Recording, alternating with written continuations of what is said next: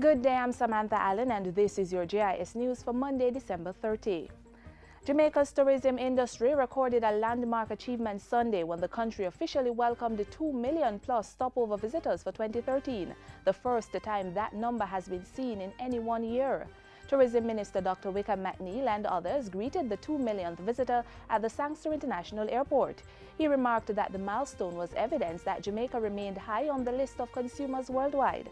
Asserting that marketing efforts to maintain that standard would continue, he revealed that just over 1.4 million cruise passengers were also expected to grace the island this year. Director of Tourism John Lynch said it was a very good time for tourism in Jamaica. Government will be spending more than $700 million providing improved housing solutions for sugar workers in Trelawny. Cabinet recently approved the award of 2 contracts to Senatech Engineering Solutions Limited to carry out the work under the Sugar Barracks relocation project. Approximately $465.8 million will be spent building 66 studio units, 47 two-bedroom units and 32 three-bedroom units at Stokes Hall. Another 30 studio units, 26 two-bedroom and 24 three-bedroom units will be constructed at Hampton Court at a cost of approximately $267 million. Construction in both schemes will be done over 10 months.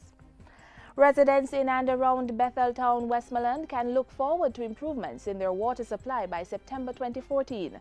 Cabinet recently approved a contract for upgrading the water supply and distribution system starting this month.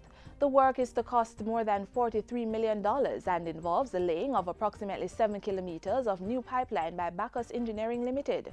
The upgrading work is necessary to meet both existing and prospective customer needs in the communities of Wedderburn, Argyle Mountain and Horton Hill in eastern Westmoreland.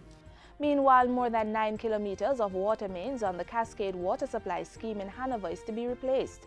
The $43.7 million contract is being awarded to Frederick Rodriguez and Associates Limited.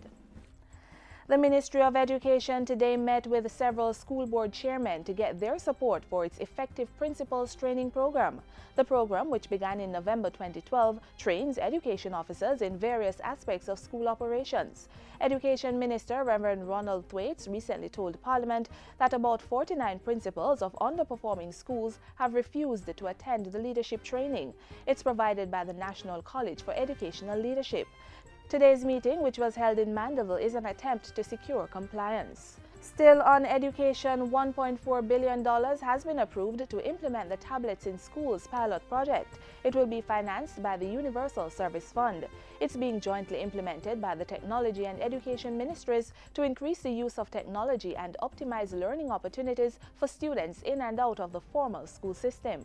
25,000 tablets will be provided to students and teachers in 39 institutions in the pilot project.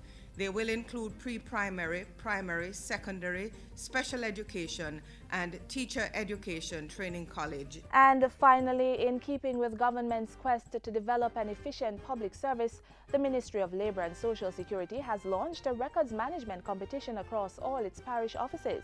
Portfolio Minister Derek Kellier says effective and efficient records management is a critical contributor to sound policy planning and implementation. Records management does not exist in a vacuum and connects to so many elements, all of them overlapping, dovetailing and interfacing to create a composite whole, and one which is crucial, a very crucial ingredient in the improvement of the country's public service. He adds that proper records management is relevant in the context of the Access to Information Act. The competition is being held under the theme Toss or Keep and will run until December 2014. And that's it for JIS News today. I'm Samantha Allen. Thanks for watching.